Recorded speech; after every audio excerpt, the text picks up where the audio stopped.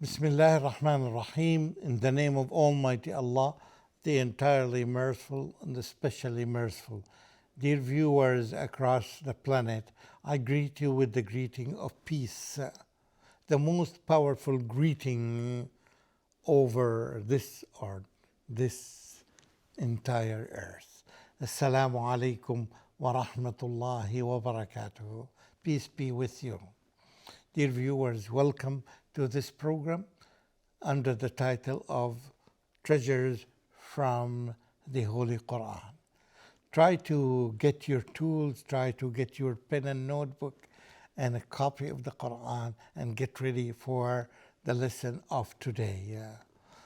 Again and again, I'm reminding you and I'm reminding myself that the more you understand the lesson, the more you will be able to share it with others, the more rewards you get from Almighty Allah.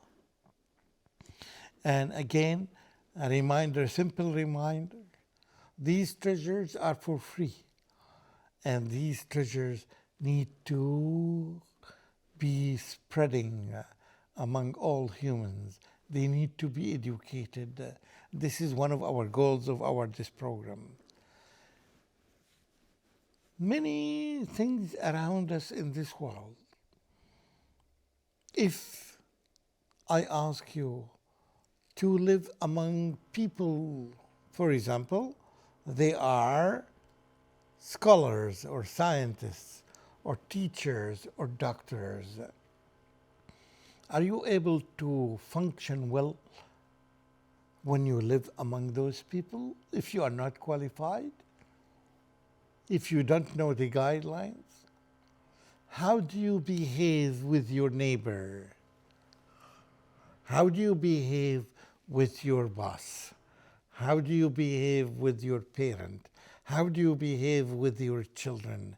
How would you act? You need to learn. Can you act? You can, of course.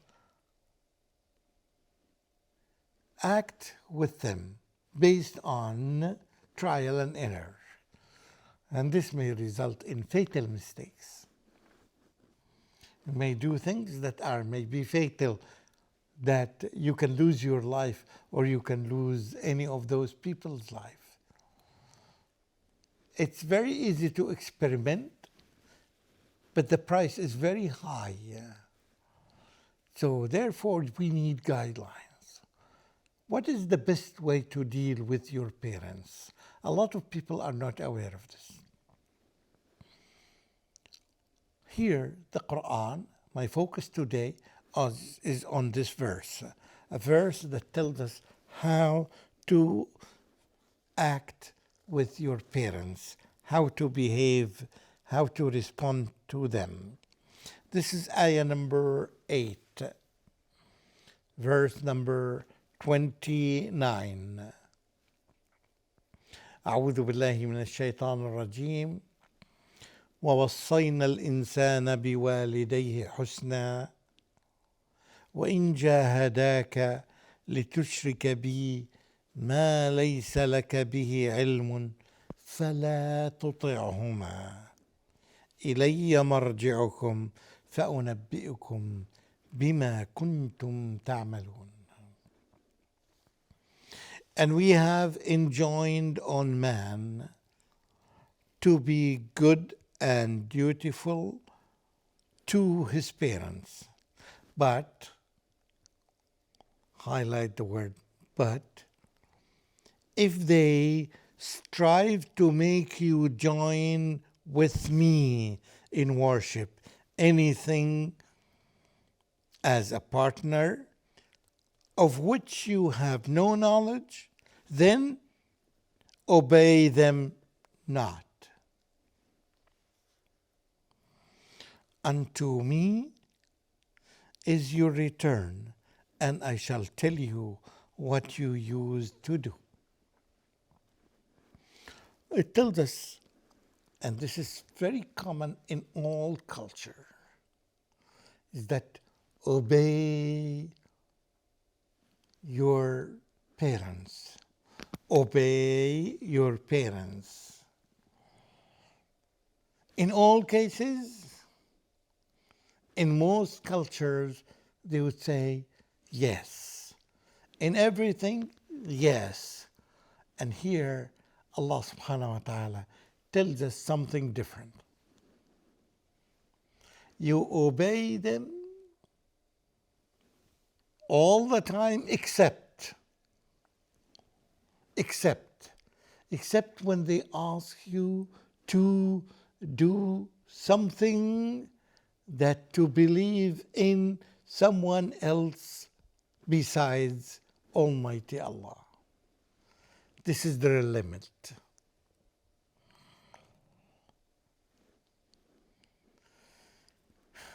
Try to imagine many deviations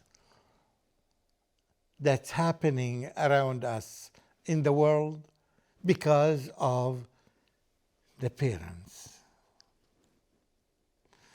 Because how parents bring their kids. Most of the parents think that they need absolute obedience from their children. Therefore, they expect that their kids to be a copy, exact copies of their parents, to do exactly as the parents want. No.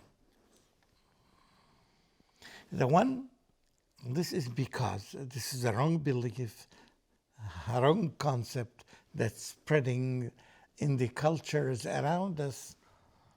And you can find this everywhere in the media, in the movies, and that this is something wrong, and it leads to the failure of these cultures. And it leads to many forms of corruptions. It leads even to wars. If your father, I'm asking any parent, any father, if your father asks you to use something that you don't have any knowledge of it, are you going to use it? Are you going to obey it? If they ask you to eat this kind of poison, are you going to take it? Of course not. And if you do, you may lose your life. Not everything that your parents ask you is good. Even they themselves may not have the knowledge, and they don't. How many parents on the earth are qualified doctors? How many parents on the earth are qualified engineers? How many parents are qualified even teachers? Some of them are, some of them are not, because they are not qualified, and there is someone else who is more qualified than them, who is Allah. You're not supposed to blindly obey them. You would say generally you obey them, but not specifically. There are some areas that beyond the reach of your parents, beyond the reach of any human, beyond the reach of any smart person without having some guidelines. This one, his name is Allah. He is your creator, who is my creator. He is the creator of everyone in this universe. Therefore, he is the one, the only one who deserves absolute obedience. Any other one, he would get restricted obedience. So we obey our parents in restricted areas, not in all areas. In areas that you are not knowledgeable of, avoid obeying your parents. Well, it sounds to me and to many people that this is a very new concept, because the common concept in all cultures, obey your parents. Yes, I obey them in areas that Allah allowed me to obey them, and don't obey them in areas that Allah did not command me to obey them. So, the upper hand, the upper power is Allah, is not your parents. Your parents are humans, and humans make mistakes. To err is human.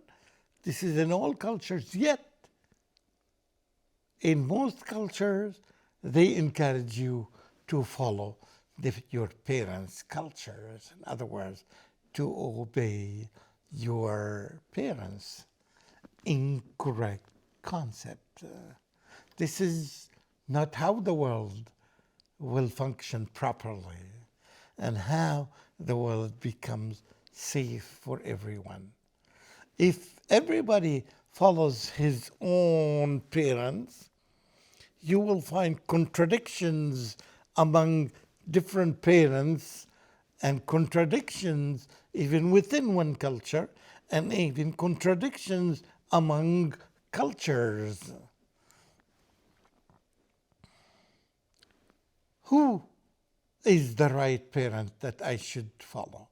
My own parents, or his own parents that are more qualified, or those parents that are better, or those parents who have been raised in a very well-educated society? Who is one? Who are the one who deserve our opinion? Tell me, guide me. All of them are humans. All of them may make mistakes. They should not have absolute power. And this is one of the main causes of disputes and fights and wars in the world.